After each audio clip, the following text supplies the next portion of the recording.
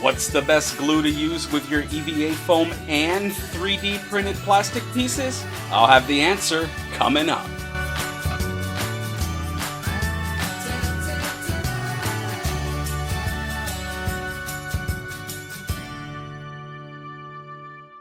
Welcome to Dishes and Stitches. I'm your host, Charles Stark, and on this channel we bring you healthy recipes, cosplay tips and tricks, and general life hacks to help you make healthier choices for that cosplay lifestyle. If this is your first time here, welcome. Please consider subscribing.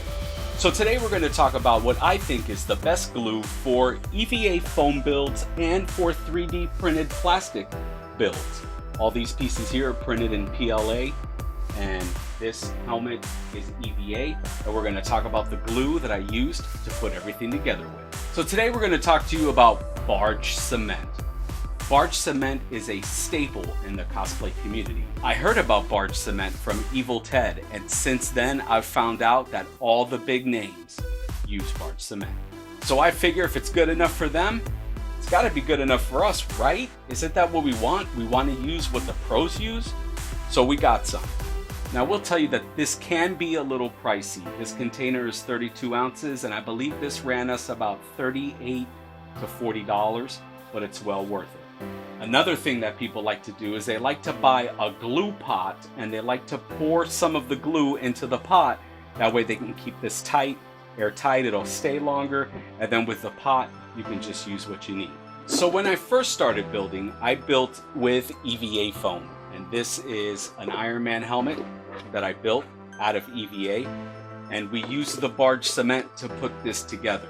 Now here's a little pro tip for you for using Barge Cement. You want to apply the cement to both pieces that you're going to put together, and then you want to wait for the glue to be mostly dry. You want that lacklusterness to go away. You want it to be almost dry, and you'll know what we're talking about. Once the glue is fully dry, you can take the two pieces and you can put them together. Usually what I like to do is I like to draw tick marks on both pieces. That way when I'm gluing the pieces together, I can line the pieces up and I know that I have a straight line. You want to go slow and as careful as you can, because honestly, with Barge Cement, once the pieces are together, they're not coming apart.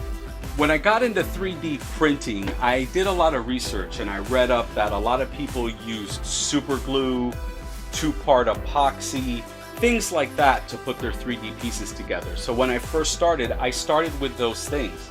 With super glue, I found that the dry time was pretty extensive, and I noticed that the super glue would actually eat away the plastic. Two-part epoxy is really messy.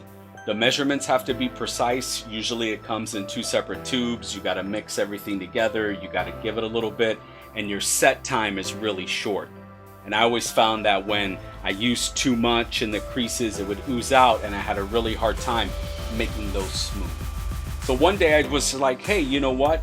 I'm going to try Barge. It works on the foam. I'm going to try it on the plastic.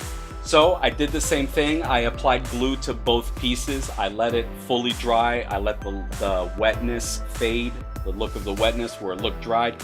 Put the two pieces together.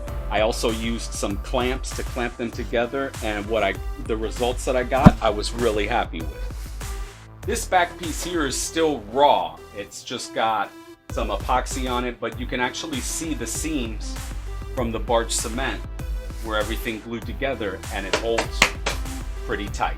So there you have it. That's my take on Barge Cement. I think that it's a must-have for your tools of the trade, for your toolkit. Like I said, you're definitely going to spend some money up front. It's an investment. It's $30, $40, but it lasts a long time. I've had this for about 7 months, and like I said, you could also get a glue pot, separate it, and it'll make it last a little longer. If you're looking for information on the other tools that we use in our cosplay builds, again, down below we've got a copy of our ebook, Beginner's Cosplayer's Guide, Tools of the Trade. We list everything we use. Once again, thanks for checking us out. If you found this information helpful, please share. And remember, at Dishes and Stitches, we're putting the confidence back into cosplay.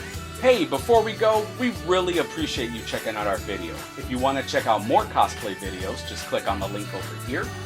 If you want to subscribe to our channel, just click on the link above. And if you want to see some of our healthy recipes, click on the link over here.